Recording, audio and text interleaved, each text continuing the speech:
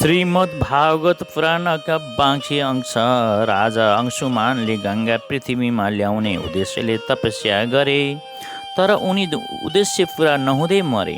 दिलीपले पनि आँटे तर सकेनन्, उनी पनि मरे।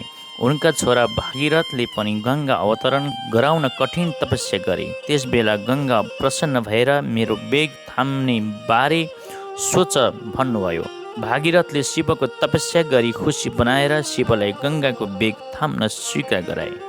गङ्गालाई कैलाश हरिद्वार हुँदै गङ्गा सागर कपिल आश्रममा पुर्याए। भागीरथले ल्याएकी भागीरथी गङ्गाले समुद्रको सङ्गममा सागरका छोराहरूको डढेको खरानी बगाइदिएपछि डढेर मरेका सबै छोराहरू मुक्त भएका थिए। गङ्गा सबैलाई मुक्त गर्ने क्षमता छ। गङ्गामा सबैलाई मुक्त गर्ने क्षमता छ। ब्राह्मण हत्या गर्न खोज्नेहरू त मुक्त हुन्छन् भन्ने श्रद्धाले गङ्गा स्नान गर्ने त नहुने कुरै छैन। भागीरथकै वंशमा सुदास भए। सुदासलाई नै मित्र सरह र कल्मस पनि भनिन्छ। सुदासलाई किन मित्र सरह र कल्मस पाद भनिएको भन्ने राजाको प्रश्नमा सुखदेव भन्नुहुन्छ। एक पटक राजा सुदास शिकार खेल्न जाँदा आतापी र बातापी नामका मृग रूपका राक्षस भाइ मृग मध्ये एउटालाई राजाले मारे। अर्को भाइ त्यसको सट्टा लिन भनी तिनै राजा सुदासको भान्से बाहुन बनेर सेवा गर्न लाग्यो। एक दिन वशिष्ठ ऋषि राजा कहाँ आएको बेलामा ब्राह्मण भनेर राजाको सेवामा लागेको राक्षसले नरमास खान दियो। वशिष्ठलाई रिस उठो र राजालाई राक्षस हुने श्राप दिए। राजाले पनि गुरुलाई आफूलाई बिना गल्ती श्राप दिएकोमा श्राप दिने विचारले अञ्जुलीमा पानी दिए। रानीले रोकिन्। राजाको श्राप मुक्तिको प्रार्थना सुनेर ऋषिले 12 वर्ष पुरा भएपछि राक्षस योनिबाट मुक्त हुने बताइदिन्। राजाले श्राप दिँदा भनी लिएको केही पानी चुहिएर उनको खुट्टामा परो। खुट्टा कालो भयो।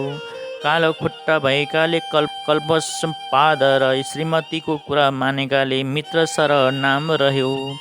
राक्षस अवस्थामा रहेका राजाले एक पटक मैथुन गर्न लागेका ब्राह्मणीलाई देखेर ब्राह्मणलाई खान खोजे। ब्राह्मण पत्नीले नखान अनुनय खोज्दा मृत्यु हुने श्राप दिइन्।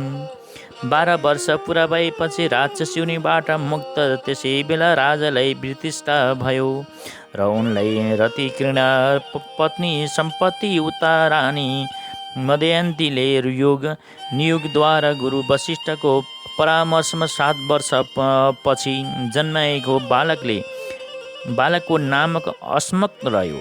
अस्मकबाट मुलुक भए। मुलुकहरूको लुगाभित्र लुकेका थिए। त्यसैले उनलाई नारी कवच पनि भनियो। यिनै नारी कवचका छोरा दशरथ, दशरथका छोरा इडबिड र इडबिडका छोरा विश्वसरह र विश्वसरहका छोरा चक्रवर्ती खटवाङ भए। यिनै खटवाङले आफ्नो आयु 1 मुरुहत मात्र भनी थाहा पाएर नारायणमा अन्याय भक्ति गरी मुक्ति प्राप्त गरे। कृष्णाय वासुदेवाय हरे परमात्मने प्रणत क्लेशनाशाय गोविन्दाय नमो नमः। श्रीमद् भागवत कथाको यो उच्च कोटिको मन्त्र रहेको छ।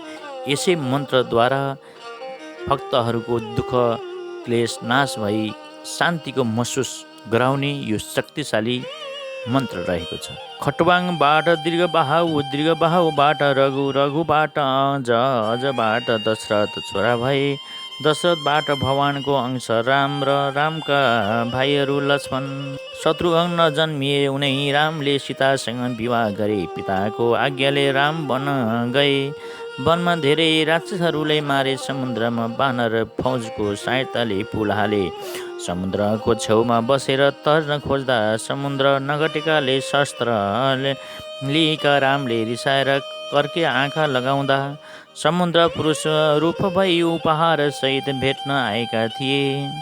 तिनै राजकुमार रामले लङ्काका राजा रावणलाई मारेर राज सिंहासनमा विभीषणलाई दिए। वनवास सकेर फर्कँदा पादुकालाई दाजुको प्रतीक मानेर भरतले राज्य सञ्चालन गरेको स्वीकार गरी रामले साँच्चीकै राम राज्य चलाउनु भएको थियो।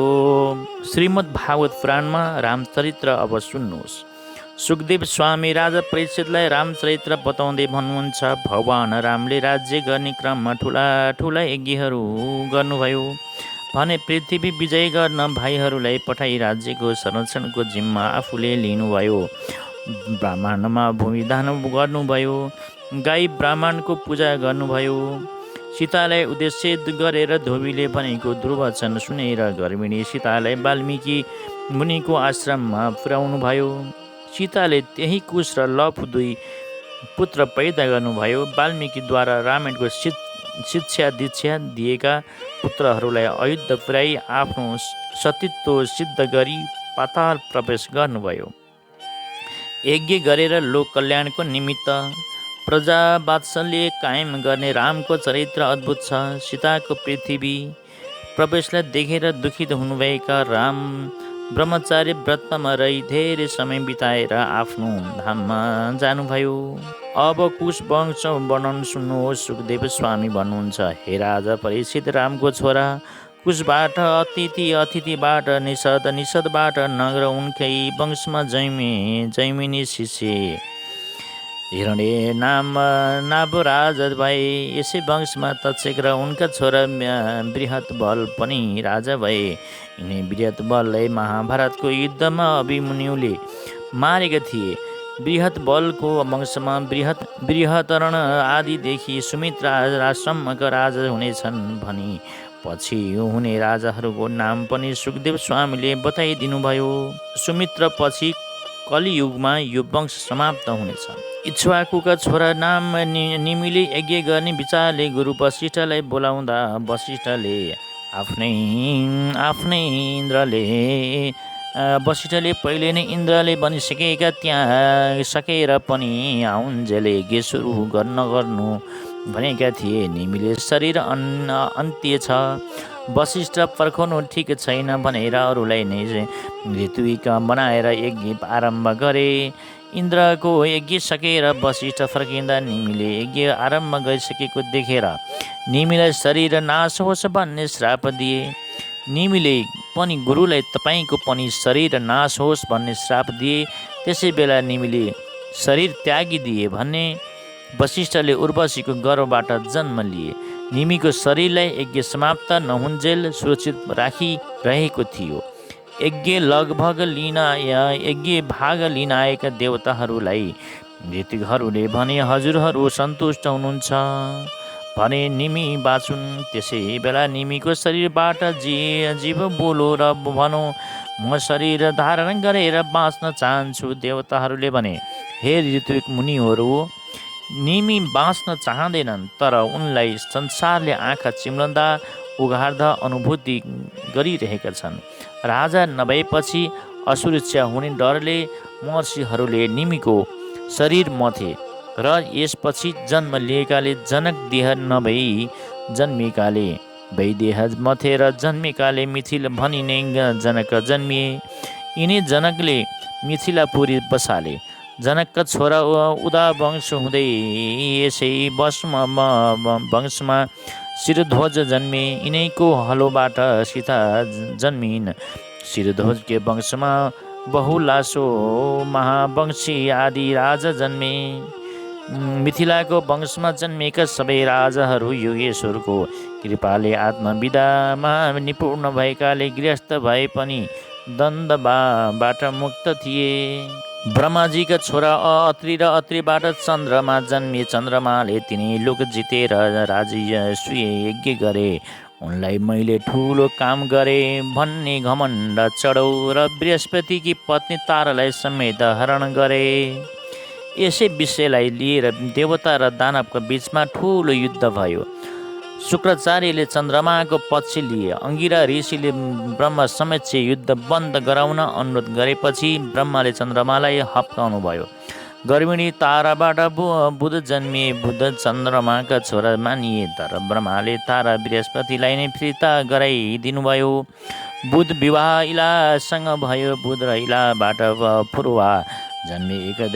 एक दिन इन्द्र सभामा नारदले फुरुवाको वर्णन गरेको सुनेर उर्वशी फुरुवा कहाँ पुगिन् र काम बाण प्रहार गरिन्। फुरुवालाई पनि उर्वशी मन परो। मित्र वरुणको श्रापले उर्वशीलाई मनुष्य लोकमा आउनुभयो।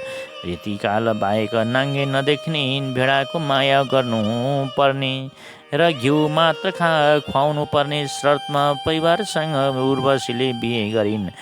विवाहपछि उनीहरूले धेरै वर्ष पति पत्नीको रूपमा बिताए। एक रात इन्द्रबाट भेडा चोरी भएपछि फुरुवा नाङ्गे बाहिर निस्के। भेडा भेटाएर ल्याए। त्यसबेला फुरुवालाई नाङ्गै देखेकाले शर्त भङ्ग भएको बताई उर्वशीले उनलाई छाडेर हिँडिन्। फुरुवा दुखित भए। उनी उर्वशीलाई खोज्दै गएर भेटे। उर्वशीले भनिन्, तपाईँ मेरो माया गर्नुहुन्छ, यसैले वर्षमा एकपटक तपाईँसँग सहवास भएमा हामीबाट 2 भाइ छोरा पनि हुनेछन्। यो सुनेपछि फुरुवा शान्त भए। उनले यज्ञको निमित्त स्वयं अरणी मन्थन गरेर आह्वनीय र दक्षिणाग्नि नामका अग्नि उत्पत्ति गराए। उनैबाट त्रेतायुगको सुरुमा वेदलाई 3 भाग गरियो। यज्ञकै प्रभावले फुरुवाले गन्धर्व लोक प्राप्त गरे। उर्वशीको गर्भबाट फुरुवाका आयुष नामका 6 छोरा भए। त्यसै वंशमा गङ्गाजीलाई अञ्जुलीमा राखेर पिउने जनहु जन्मे। त्यसै वंशमा गान्धी जन्मे। गान्धीकी छोरी सत्यवतीको ऋषिकसँग बिहे भयो। बिहे भएको लामो समयसम्म सन्तान नभएपछि छोराको याचना गर्ने पत्नी सत्यवती र सासू आमालाई ऋषिकले अभिशान दिँदा आमा छोरीले साटेर खाएकोमा सत्यवतीले उग्र छोरा र सासूले ब्रह्मज्ञानी छोरा पाउने भए। जमदग्नि जन्मिए। सत्यवती कोशीकी नदी भइन्। जमदग्नि विवाह रेणुकासँग भयो। उनीबाट वसुमान आदि छोरा भए। उनैका कान्छो छोरा भगवानको अंशमा परशुराम जन्मिए। उनले कर्तवीर्य आदि दुष्ट क्षेत्रीय राजाहरूलाई मार्ने काम गरे। किन यसरी मार्ने भन्ने राजा परीक्षितको प्रश्नमा सुखदेव स्वामी भन्नुहुन्छ, है वंशका अधिपति अर्जुन, उनले भगवानको अंश दत्तात्रेयलाई खुसी बनाएर 1000 हात र अनन्त शक्ति प्राप्त गरे। एक दिन वीर अर्जुन घुम्दै जाँदा जमदग्नि मुनिको आश्रममा पुगे। त्यहाँ ऋषिले राजाको स्वागत गरे। तर राजाले लोभले मुनिको आश्रममा बाँधिएकी कामधेनुलाई हरण गरेर महिष्मती पुर्याए। बाबुको गाई हरण गरेको खबर सुनेर क्रोधले जलेका परशुरामले सहस्रार्जुनका सबै हात काटिदिए र पछि टाउको काटिदिए। ब्राह्मणहरू सहनशील हुनुपर्छ। राजालाई मार्नु पाप हो। पाप पखाल्न भगवानमा मन लगाई तीर्थ यात्रा गर्नुपर्छ भन्ने बाबु जमदग्निको उपदेश सुनेपछि बाबुको निर्देशन अनुसार पाप पखाल्न परशुराम तीर्थ यात्रामा निस्के। बाबु जमदग्निको निर्देशन अनुसार तीर्थयात्रा सकेर परशुराम घर फर्किए। एक दिन उनकी आमा रेणुका गङ्गा किनारमा पानी लिन गएको बेलामा गन्धर्व राजले अप्सरासँग जल क्रीडा गरेको हेरी ढिला गरी पति जमदग्निको यज्ञ समय नाग्न लागेको बेलामा घर फर्किन्। पतिले रिसाएर छोराहरूलाई आमा मार्ने आदेश गरे। अरू छोराले मानेनन्। कान्छा छोरा परशुरामले बाबुको निर्देशन अनुसार आमा र दाजुहरूलाई मारिदिए। खुसी भएका बाबुले वरदान माग भनेपछि परशुरामले मरेका आमा र दाजुहरू सबै बाँचुन् भने उनीहरू पुनर्जीवन प्राप्त गरे। एक दिन जमदग्नि एक्लै भएको बेला पारेर बैरी साध्न खोजिरहेका सहस्रार्जुनका छोराहरूले जमदग्निलाई मारिदिए। परशुरामले रिसाएर ती सबैलाई मारेर टाउको काटेर पहाडे बनाए। उनले धेरै यज्ञ पनि गरे। यज्ञको प्रभावले जमदग्नि सप्तऋषि बने। महाराज गान्धीबाट विश्वामित्र जन्मे। विश्वामित्रका 100 छोरा मध्ये बीचका छोरा मधुचन्द थिए। अरू छोरालाई पनि मधुच्छन्द नै भन्थ्यो। एकपटक विश्वामित्रले राजा हरिश्चन्द्रले यज्ञ गर्दा बलि दिन भनी बेचिएका अजिगरका छोरा सुन सेपलाई ल्याएर जेठा छोरा बनाए। मधुच्छन्द भन्दा जेठा 50 छोराले सुनशेषलाई दाजु मानेनन् र बाबुबाट शूद्र हुने श्राप पाए। मधुच्छन्द सहितका 50ले बाबुको आदेश मानेकाले वीर पुरुषार्थी हुने वरदान पाए। विश्वामित्रले अरूको छोरा सुन सेपलाई आफ्नै छोरा बनाई कौशिक गोत्री बनाए। विश्वामित्रका छोराहरूबाटै भिन्न भिन्न गोत्र प्रवर सुरु भयो।